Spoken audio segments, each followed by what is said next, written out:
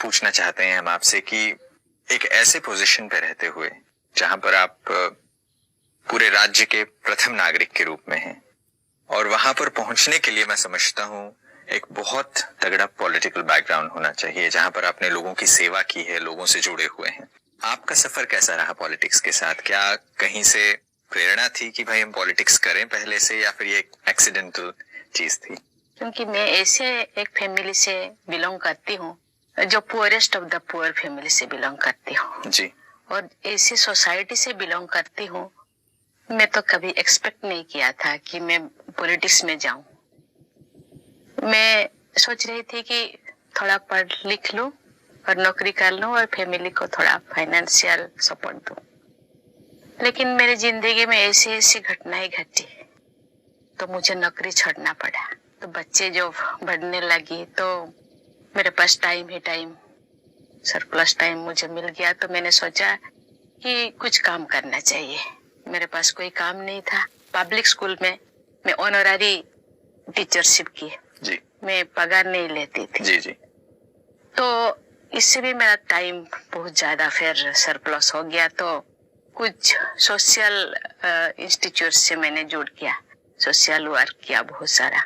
गांव के लोग जो बहुत पिछले हैं, पिछले एरिया, वहाँ मैं ओडिशा से बिलोंग करती हूँ, मयूरभंज डिस्ट्रिक्ट जो ट्राइबल डोमिनेटेड डिस्ट्रिक्ट है। ट्राइबल लोग एजुकेशनली सोशली बहुत बैकवर्ड, मैं उनके लिए काम किया। जी। मुझे लगता है कि लोगों का नजर मेरे ऊपर पड़ा, मेरे पीछे पड़ गए कि आपको तो पॉलिटिक्स ज्वाइन करना चाहिए। तो आप सोशल वर्क कर रहे हैं, आप इतना टाइम दे रहे हैं, फैमिली को दे रहे हैं। नहीं, मुझे नहीं जाना है क्योंकि बच्चे बहुत छोटे हैं।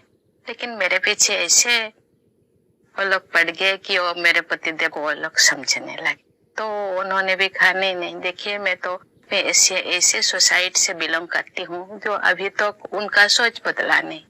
एक महिला जब सोसाइटी से बाहर, घर से बाहर जाएगा तो तरह तरह के, क्योंकि आप जो कहते थे कि पॉलिटिक्स को थोड़ा दूसरे नजर से लोग देखते हैं। बिल्कुल, लोग ऐसे समझते हैं पॉलिटिक्स एक डर्टी वाटर से, वहां पर जाना नहीं चाहिए। और फिर एक वुमेन के लिए, एक फिर ट्राइबल वुमेन के लिए जो गांव के हैं, गांव के लोगों का सोच तो ठीक नहीं है।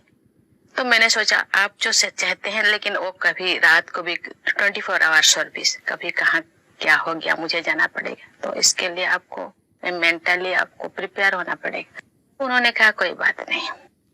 तो मुझे ऐसे किट मिला तो लोगों ने मुझे मेरे लिए काम किया, मैं जीत गया, फिर वाइस चेयरमैन बन गया और एक नोटिफाइड एरिया काउंसिल में। मेरा गांव में अपना गांव है, लेकिन वो बच्चे जो पढ़ने के लिए फिर वहाँ इतना सुविधा नहीं था, इसीलिए हम टाउनशिप में रहने लगे। तो टाउनशिप में फिर मुझे वाइस चेयरमैन बना दिया गया और मुझे कुछ काम दिया गया। वो काम को मैं ऐसे किया कि हर कोई अप्रिशिएट किया। तो मुझे वो भी टर्म खत्म नहीं हुआ, मुझे फिर टिकट दिया गया कि एमएलए भी बन गई। फिर मुझे मंत्री बना दिया गया। मंत्री तो बन गई, फिर वहाँ भी बहुत अच्छा काम किया। मुझे इसलिए फिर दूसरा टर्म भी मैं मिलती, मुझे अवार्ड भी मिला। अवार्ड मुझे बेस्ट एमएलए का अवार्ड मिला और मंत्री में भी मुझे जो डिपार्टमेंट, मुझे 2-3 डिपार्टमेंट दिया गया, मैं बहुत अच्छा काम किया। तो इसके बाद फिर मेरे जीवन में बाढ़ आ गया, भूकंप आ गया, सुनामी आ गया। पॉलिटिक्स में तो थी, लेकिन मैं बहुत स्पिरिचुअल, जहाँ पे भी भजन कीर्तन होता था, जहाँ प्रवचन होता था, मुझे जाती थी। मुझे कोई अजीब सी खिंचाव है जी। बहुत सारे किताबें पढ़ती थी, मुझे बहुत अच्छा लगता था। उसी माइंड के मैं किसी को दुख देना, किसी के दुख दर्द को बांटना मुझे बहुत अच्छा लगता था। तो फिर भी इतने करने के बाद भी मेरे जिंदगी में बहुत ज्यादा भूकंप आ गया। 2009 में मेरा बेटा, तो 25 साल का बेटा देहांत हो गया। सोया था, बस सुबह उठा तो बेटा नहीं। तो बहुत धक्का लगा मुझे, फ्रस्ट्रेशन आ गया, डिप्रेशन आ गया। तो पहले से भी मैं मिली थी ये ब्रह्मा कुमारी आश्रम के भाई। 2002 में एक भाई मुझे बोला कि चलिए को ब्रह्मा कुमारी आश्रम जाना है, वहाँ का कोर्स करना है, वहाँ बहुत अच्छा है। मैंने सोचा, मैंने तो बहुत सारा स्पिरिचुअल संस्था के साथ में जोड़ चुकी हूँ, और मुझे लगता कि ऐसे ही एक संस्था होगा शायद। मुझे वहां पर भी जैसे दूसरी संस्थाओं में होता है ऐसा कुछ हो रहा होगा। ऐसे तो मैंने बोला कि फिर मैं बहुत 2-3 जगह भी और मैं थोड़ा बोलने के लिए मुझे गेस्ट के रूप में मुझे वहाँ इनवाइट करते थे। मैं जाती थी, थोड़ा बहुत बोल लेती, फिर आ जाती थी। कोर्स क्या किताबें भी मैंने पढ़ी। मैंने सोचा टाइम शायद नहीं दे पाऊंगी, रोज रोज आना कोर्स करना ये शायद नहीं कर पाऊंगी। तो जो इतना आने के बाद मैंने सोचा नहीं, जिंदगी जीने के कैसे जी पाऊंगी, तो जी तो नहीं पाऊंगी मुझे लगता है कि लेकिन जीना तो है। लेकिन मेरे पीछे और भी वो लोग जो लोग हैं उनके लिए जीना है, और भी मैं 2 बेटा 1 बेटी उनके लिए मुझे जीना है। तो जीऊंगी कैसे? तो डिप्रेशन में 2 महीने में चले गई। मैं नींद नहीं, रोती रही। नींद मारूंगी तो नहीं, मैं तो लोग कहते हैं कि ये तो मर जाएगी, लेकिन मैंने सोचा नहीं, मुझे नहीं मरना है, मुझे जीना है। लेकिन जीने के लिए एक आधार चाहिए। आधार क्या होगा? तो मैंने कॉल किया, ये संस्था को कॉल किया, बहनें आई तो कोर्स किया। कोर्स तो किया लेकिन मुझे कुछ भी सुनाई नहीं दे रहा था। क्या बोल रहे थे, क्या क्या ऐसे ऐसे। क्यों पहले से नहीं आई इसी संस्था को? तो ये प्रश्न अंदर था। हाँ, क्यों इसी संस्था से क्यों नहीं जुड़ा? शायद मेरे कारण ही ये सब हुआ, ये हुआ, ऐसे होता तो शायद नहीं होता। तो फिर जुड़ गया। तो कुछ दिन तो फिर मैं घर से ही नहीं निकली, लोगों से मिलना जुलना बंद कर दिया। लोगों मुझे मेरे कार्यकर्ता लोग आए नहीं, आपको तो घर में नहीं रहना है, आपको जाना है, लोगों से मिलना है, आपको दूर दूर बांटना है। तो फिर आपके जितने गाँव है सब, हम सब आपके बच्चे हैं। ये अब तो एक बच्चा खोए, हम तो 1000 बच्चा, लाखों बच्चा आपके हैं। तो मैंने सोचा ठीक है। फिर मुझे इतना रेस्पॉन्सिबिलिटी दिए डिस्ट्रिक्ट के, स्टेट के। तो फिर घूमते रही, फिर भूल गई, सब कुछ भूल गई। फिर यहाँ सुबह शाम आने लगी, संस्था को आने लगी। कभी दिन में सुबह से 2 बजे तक पॉलिटिकल काम, फिर 9 बजे से और रात 10 बजे तक संस्था का काम। गांव जाते थे, क्लास करते थे, कोर्स करते थे। मैं प्रोग्राम करती थी, मेरे पास गाड़ी था। फिर बहनें में गाड़ी में जाते थे, फिर हम गांव घूमते थे, फिर काम करते थे। फिर 2013 आए, जनवरी 2 को फिर दूसरा बेटा चला गया, घर से निकल गया, फिर वो लौटा नहीं। ये जो दूसरी बार ऐसी घटना हुई, वो जब आपके पास ऑलरेडी जीवन में एक लॉस ऐसा हुआ है और अब दूसरे बेटे के साथ जब ऐसा हुआ, तो डील करना बहुत ही ज्यादा मुश्किल पड़ा होगा आपके लिए। बहुत ज्यादा। मैंने सोचा तब बाबा क्या मुझे क्या ऐसे मैंने परीक्षा ले रहा है मेरे पास। तो मुझे बहने ने बोला, ये आपको ये कहते हैं ना कि हलवा जो पक जाता है वो कढ़ाई से डिटैच हो जाता है जी। कैसे एग्जाम्पल देने लगे। लेकिन मन तो मन है ना, आप जो भी बोले आपको मन को संभालना है, आप खुद को ही करना पड़ता है। बोलने से या कोई लिखने से, कोई सुनने से नहीं, और ठीक नहीं होगा। फिर भी उन्होंने कहा मुझे कि आपको हलचल के अंदर अटल रहना है। कैसे हलचल के अंदर अटल में रहूं? फिर योगा किया, सुबह शाम योगा करते रहे, वो बाबा के कमरे में योगा करते रहे। मुझे थोड़ा स्ट्रेंथ मिले, शक्ति मिले। फिर कुछ दिन फिर डिप्रेशन तो नहीं हुआ था, ये थोड़ा कम धक्का लगा पहले से, थोड़ा स्ट्रॉन्ग तो थोड़ा कम धक्का लगा। फिर भी मेरे साथ क्यों ऐसे हो रहा है बार बार? तो मेरा जो पतिदेव थे वो थोड़ा इतना मेरे जैसा इतना स्ट्रॉन्ग नहीं है। वो अब आहिस्ता वो थोड़ा उनका वो डिप्रेशन लगा उनका वो। और इसके बाद फिर मेरे से छोटा भाई वो भी चले गए, मेरे माता जी चली गई। मेरे दूसरा बेटा जाने के बाद 1 महीने के अंदर वो 3 आत्मा चले गए, जॉन यार। फिर ऐसे हम रहने लगे। मैं काम करते करने लगी, गांव-गांव घूमने लगी, फिर भी योगा ये वो करने लगी। फिर भी मैंने सोचा मैं थोड़ा उसको भूलने के लिए कोशिश करती थी। फिर इसके बाद मेरा लास्ट ईयर 2014 में, बेटा का 2013 में देहांत हो गया, 2014 मेरा पतिदेव चले गए। बेटी को मैंने बोला तुम भी ब्रह्मा कुमारी आश्रम जाओ, जिंदगी का कोई भरोसा नहीं, सांस मुझे लगता है मेरा जो सांसों का खजाना है मुझे लगता है कभी भी चले। कहा तो आपको क्या मिला शादी करके, वहां जाके आपको तो कुछ नहीं, आप तो ब्रह्मा कुमारी आश्रम जाते हैं, आपको क्या मिलता है? मुझे जो मिला है मुझे पता है, आपको भी मिलेगा। अभी आए और नहीं आई तो शादी कर लो। उन्होंने कहा मैं शादी भी नहीं करूँ तो क्या करोगी, मेरे पीछे में चुप चली जाऊंगी तो तुम तो अकेले पड़ जाओगी। तो बहुत भी समझाने के बाद उनको मैं शादी करवा दिया और नौकरी कर रही है। तो मैं इसे सेवा करने लगी। अभी तक भी जितने तक मुझे ये गवर्नर पोस्ट नहीं मिल रहा था, मैं गांव घूमने लगी, लोगों को सेवा करने लगी। जो लोग ऐसे वहाँ के लोग का जो लाइफस्टाइल, खाना पीना ये और XYZ, उसमें वो मस्त रहते हैं। तो उनको मैंने बोली कि देखिए ऐसे नहीं करना चाहिए, वो करना चाहिए। तो कुछ लोग तो बदल गए हैं। इसके बाद मेरे लैंडेड प्रॉपर्टी मेरे पतिदेव का बहुत ज्यादा है। मैंने बहनों को दे दिया घर, गांव में जो घर है बहनों को बोले कि तुम गाँव यहीं पे रह करके लोगों का सेवा करो।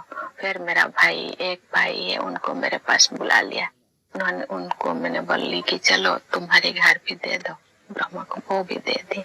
अभी अपना घर जो टाउन पे है वहाँ मेरे भाभी रहती है अकेला। तो अभी फिर उसको भी हम सोचते हैं कि ब्रह्मा कुमारी को हम दे देंगे, क्योंकि मुझे लगता है ये ही ठीक रहेगा। तो लोग कहते हैं कि मुझे एक दिन ऐसे न्यूज आया कि नहीं आपको तो वो लोग गवर्नर बनाने के लिए सोच रहे हैं। मैं क्यों ऐसे गवर्नर में बन गई। लोग मुझे पूछने लगे, जितने भी न्यूज वाले सब पूछने लगे कौन सिफारिश के लिए, मेरे लिए सिफारिश करने के लिए कोई नहीं। मैं अप्लाई भी नहीं किया और मैं किसी को बोला भी नहीं। मुझे पता नहीं कौन मुझे गवर्नर बना दिया। मुझे लगता है कि बाबा ही शायद सिफारिश करने वाला है, क्योंकि मैं ऐसे हूँ कि मेरे लिए बोलने वाला कोई नहीं। ये जो आपकी जीवन की कहानी है, जब इसे सुनते हैं तो मैं समझता हूँ हमारे दर्शकों को भी ये बिलीव करने के लिए बहुत ही मुश्किल सी जैसी कहानी लगती है।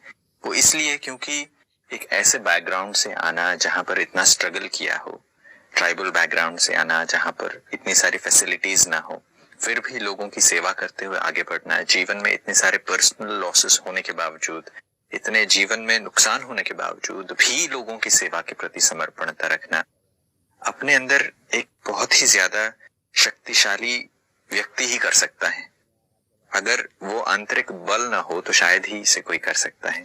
नहीं, मैंने सोचा कि देखिए बैठने से तरह तरह की याद आएगा। मैं एंगेज होना चाहती हूँ। एंगेज मीन्स भगवान के दया से मेरे पास खाने के लिए है, रहने के लिए है। तो इसलिए मेरे पास जो टाइम है, टाइम ही बहुत ज्यादा है, वो फिर मैं देना चाहती हूँ। कहाँ दूं? मैं तो अर्निंग करने की जरूरत नहीं है, कुछ तो खाने के लिए है। अभी एज हो गया है, 2 रोटी खाना है, बस हो गया। 2 रोटी के लिए और तो कुछ कमाना नहीं, इसलिए मुझे देना है, सोसाइटी को देना है। जो लोग ऐसे मेरे जैसा बहुत सारे ऐसे प्रॉब्लम्स में, मुझे तो थोड़ा बहुत खाने को मिल रहा है, लेकिन जो लोगों को कुछ भी नहीं, उनके लिए कुछ करना, उनके लिए जीना है, उनके लिए मुझे कुछ करना है। बिल्कुल, हिंदी में कहा जाता है कि वह जीना भी क्या जीना है जो खुद के लिए और मर जाए जो, यह राजयोग अमृत घोलो औरों का भला हो जाने दो। जब हम दूसरों की भलाई के बारे में सोचते हैं, दूसरों के लिए जब कुछ करने के बारे में सोचते हैं, तो मैं समझता हूँ हमारा जीवन एक उदाहरण बन जाता है। जैसा आपका जीवन आज है, बहुतों के लिए प्रेरणादायी है। ये आपके जीवन से संबंधित घटनाओं के साथ मैं एक प्रश्न ये पूछना चाहता हूँ कि आध्यात्मिकता आपको कितना बल देती है? आज के समय में जो हमारे दर्शक हैं, उनको आप क्या कहना चाहेंगे कि आध्यात्मिकता कितना जरूरी है? आज मैं आपके सामने 2 शब्द जो बोलने के लिए मुझे जो ताकत है, आध्यात्मिकता का ही बोलते, क्योंकि मैं शायद कुछ बोलने से कोई सच समझेंगे या नहीं मुझे पता नहीं, लेकिन लोग कहते हैं आप कैसे 3:30 बजे उठ जाते हैं, आप कैसे मैनेज करते हो। वो कहते हैं अच्छा गवर्नर मैडम क्या कर रहे हैं दिन भर, क्या कर कैसे वो टाइम पास कर रहे हैं। मैंने बोला देखिए कभी कभी मुझे शरीर थोड़ा खराब लगता है तो नींद आ जाता है, तो फिर भी मुझे कोई बोलता है कि तुमको उठता है 3:30 बजे, 3:30 बजे कोई मुझे बोलता है उठो। लोग कहते हैं आपका एज हो गया, एज होने से कहते हैं कि नींद नहीं आता मुझे, लेकिन 9:30 बजे 10 बजे नींद अपने आप आ जाता है। कुछ कहाँ भी जाते हो कोई भी सब्जेक्ट मुझे दे देते हैं, मैं बोल लेती हूँ। मैं इतना पढ़ाई लिखाई नहीं हूँ, जो जस्ट मैंने ग्रेजुएट ही किया है, लेकिन मुझे पता नहीं ये जो बॉल है आध्यात्मिक बॉल जरूर मुझे कुछ देता है। मैं तो यही विश्वास करती हूँ, मुझे ये तो विश्वास के ऊपर निर्भर करे, वो विश्वास करेंगे या नहीं मुझे पता नहीं, लेकिन मैं खुद के ऊपर, भगवान के ऊपर और परमात्मा के ऊपर मुझे बहुत विश्वास है।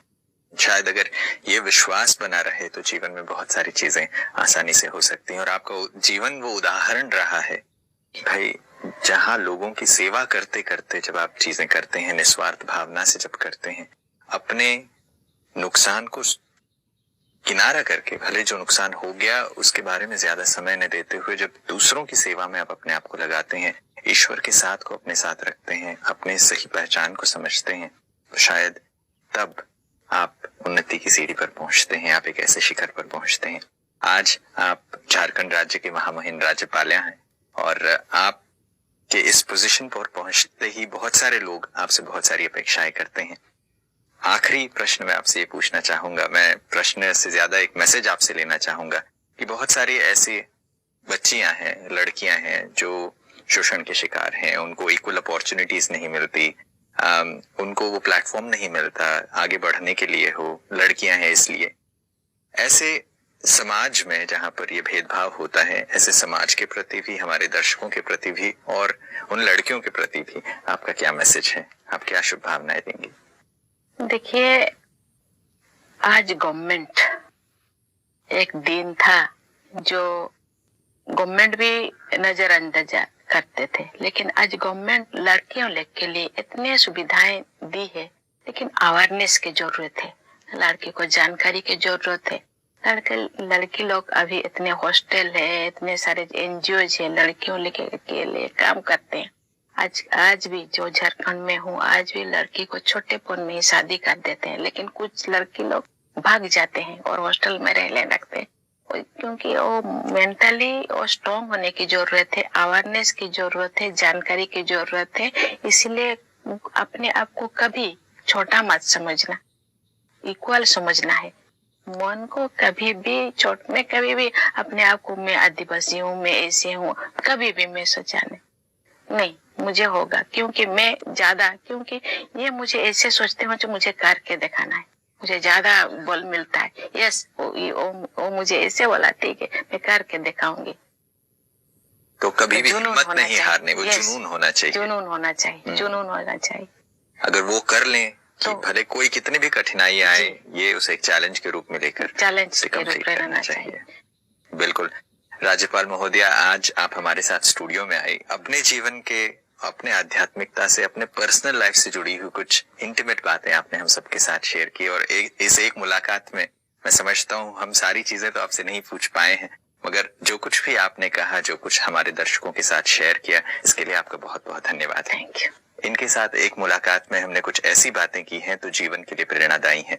उनका जीवन संघर्षपूर्ण होते हुए भी अनेकों की सेवा में, आध्यात्मिकता के साथ ईश्वर को अपना साथी बनाकर जब उन्होंने अपने जीवन को आगे बढ़ाया तो सफलता के शिखर पर पहुंची और दूसरों के लिए भी एक प्रेरणा का स्रोत बनी है। आज की इस एक मुलाकात में बस इतना ही। हम आशा करते हैं कि ये कड़ी आपको पसंद आई होगी। फिर एक दूसरी मुलाकात में आपके साथ शामिल होंगे। तब तक के लिए नमस्कार।